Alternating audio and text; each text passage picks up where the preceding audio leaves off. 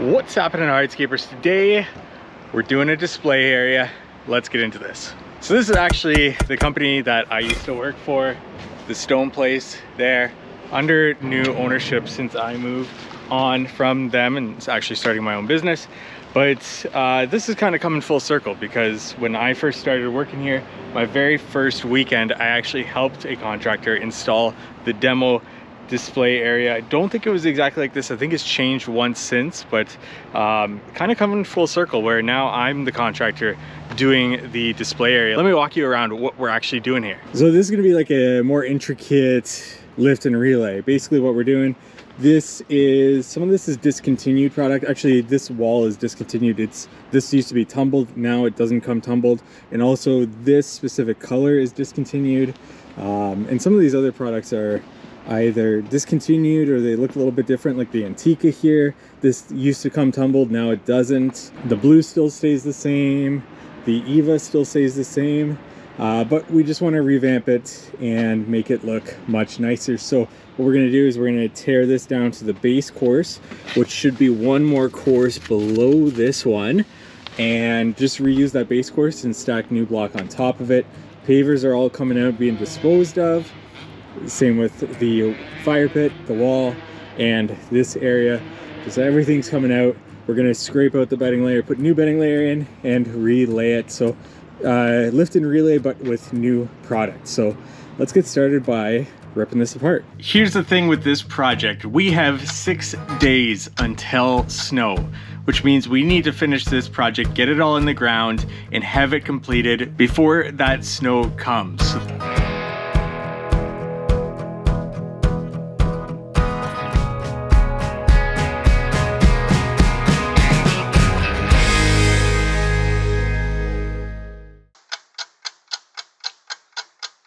Day 2 on this project, we got some clearing out to do. We're gonna build up the fire pit, place a step, and get our seat wall started.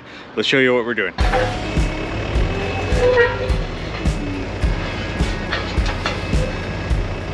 Yeah, use this shovel with fiberglass.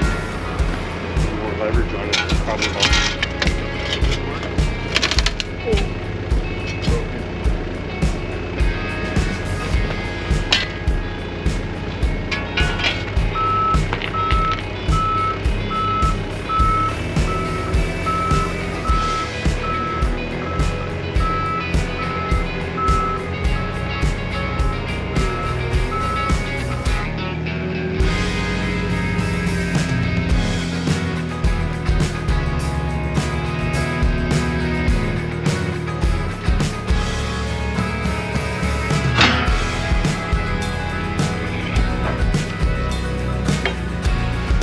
Yeah, I think so.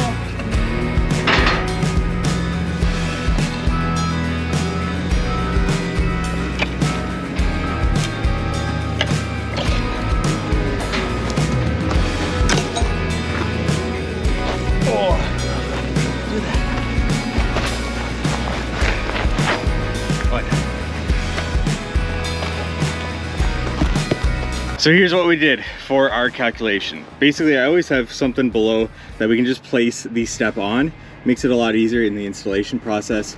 But I know using my U level that from door sill to our point where we're draining the water to, which is our low point where we have to meet the existing pavers, it is 1 foot, so 12 inches drop. And I know from the step out to the pavers, that's 20 feet. That means if we go 1/4 of an inch per foot, that is 4, 8, 12, 16, 20. That means I need 5 inches of drop. That leaves us with 7 more inches. So 12 minus 5, 7 inches.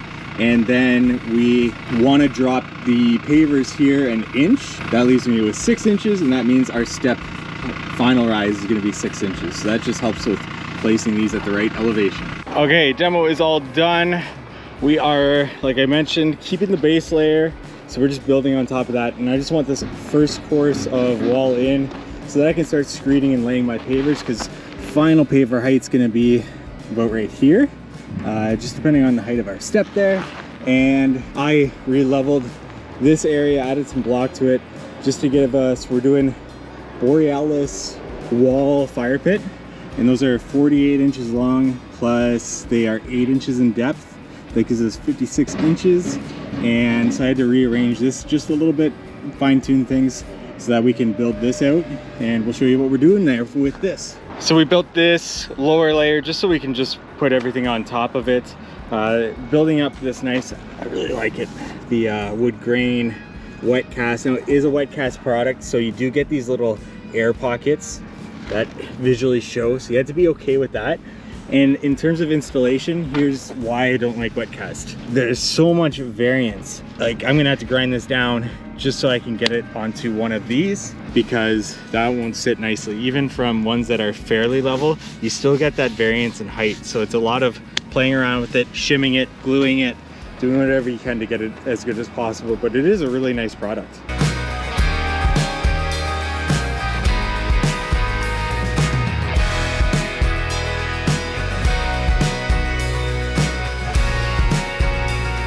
All right, that's enough shimming for today for me. That is our fire pit. I really love this product, but like I said, just a pain to be able to install, make it sure it's shim. Gotta clean up some glue that's poking out. But other than that, it looks pretty good. And we got this Raffinado seat wall in, and this is never fun because they have these chamfers on the side, on both sides, but they only come in tapered units and then straight pillars. So the pillar is straight, but the building blocks are actually all tapered. So to get a straight wall, you just switch out the tapers. Long side, short side, long side, short side. But then when you come up to the pillar unit, you do have to cut to make it perpendicular so you can butt it up nice against that. We did it with this one, but now what that does is you still get that tapered look on one side, but on the other side, you don't get that tapered look. Now I could shave this off, but then that exposes the aggregates, so it'd look like this as opposed to a finished surface. I'll just keep it like that. So we screeded this, laid it out, made sure we were coming to a full stone to make it look nice, symmetrical. Day 3 here. We've actually end of day, but let me show you what we're doing today. Now later in this video I did mess up. Let me know in the comments if you find it before you actually get to it. You can kind of see it in that last clip or even in the background right now, but let me know if you can notice what I messed up on. Okay, I've set my bars for our initial screeding. So this is a little bit more complicated than a typical patio because we're trying to match up many different slopes. One starting at the step and then making sure we're going to be sloping this way. And then whatever we are at with a slope coming away from our steps sets our next screed bar height. So these two are level. And then we got to get this one to 2 3/8 an inch, which is paver height, to match height of natural stone, because we're not going to lift this all up and try to get this sloping wherever we want it. We want to move water to existing grade. And when setting these ones, step height is going to be 6 inches, so we want to be 8 3/8 from top of screed bar to top of step. And then when our 2 3/8 of an inch paver gets set, it'll be leaving us with a 6-inch step. I put this on here, 8 3/8. These two are level with it, once again, slope coming this way. Initial screed bar set, we're going to start screeding.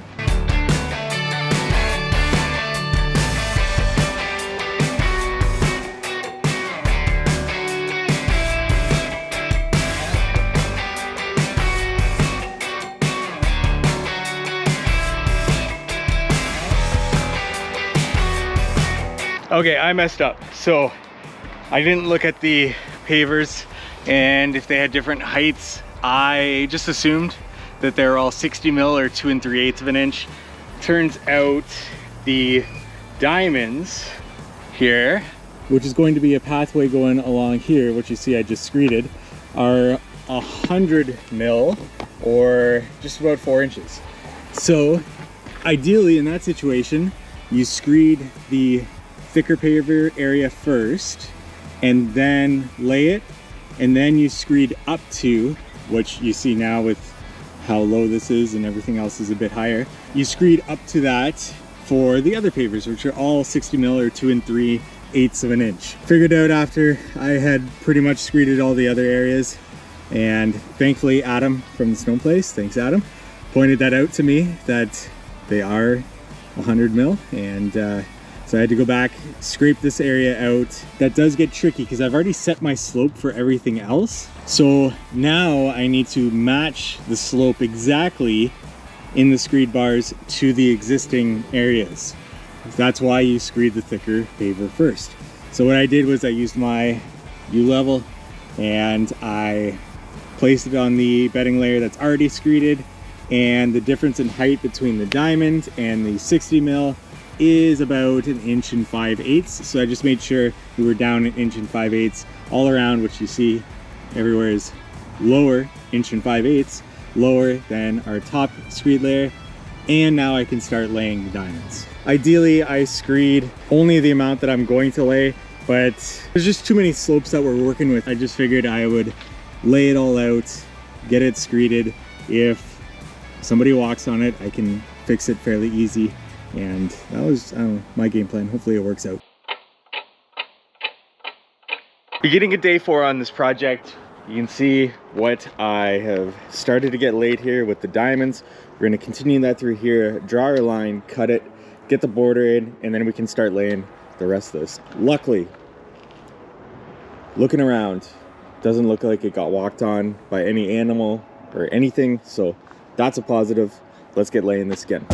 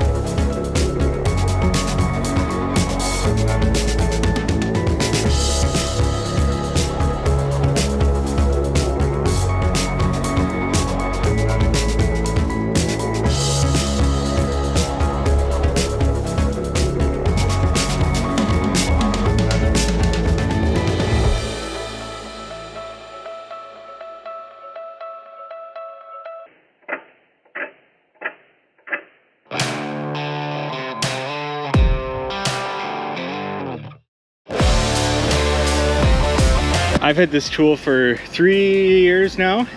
I actually won it. I've never used it, but in this situation, I'm gonna be using it because these are 100 mil, these are 60 mil, there's a 40 mil difference. So I think what you're supposed to do is set it and drag it back. So I think I've got it set to the height I want it at. Let's see what happens here.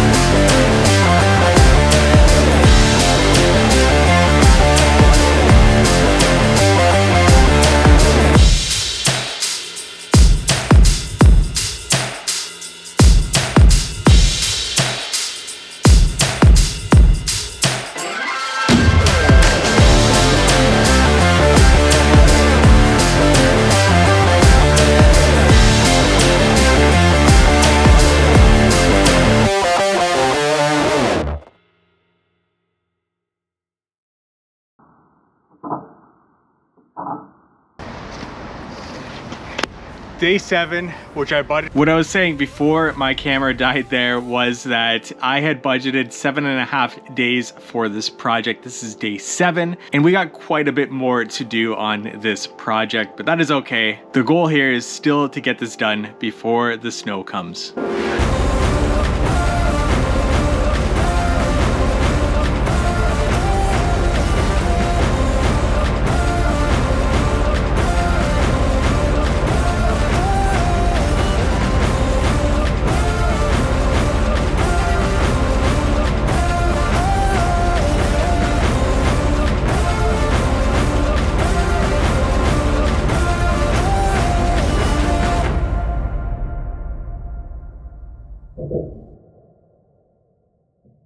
Well, we didn't get it done.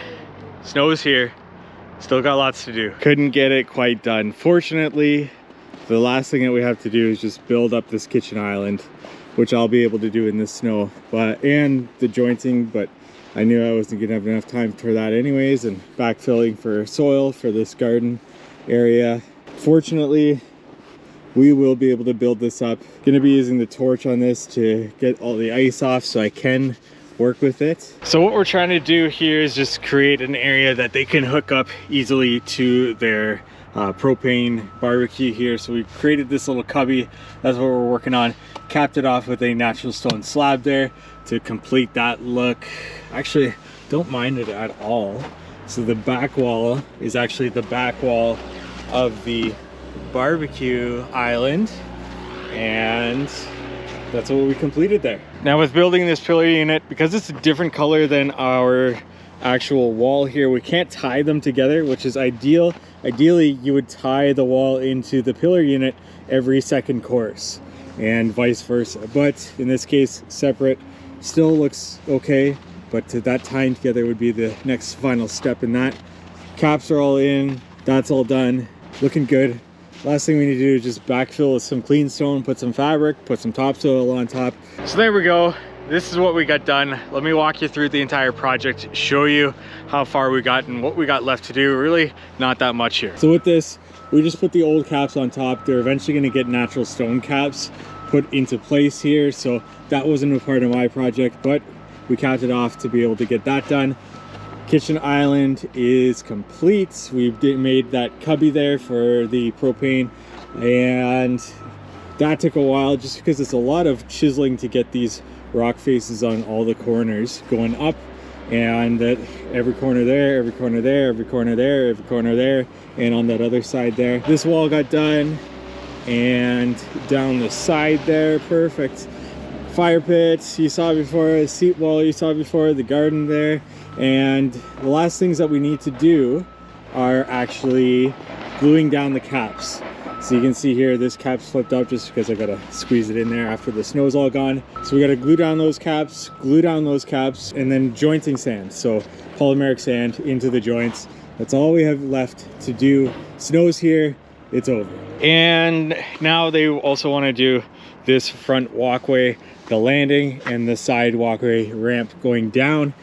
Funny thing about this is I did this back in 2017, my last year here, I think, or maybe it was 2014. Might have been 2014 I did this.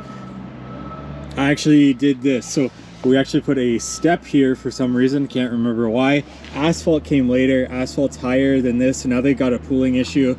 This was another paver product that I did. The wall there going up the side I did. The 2 steps, I know my manager set those. And then the landing I did. I don't think I did the actual sidewalk going down there, but it's funny, years later, I'm gonna be the one to dispose of all this and get new product in.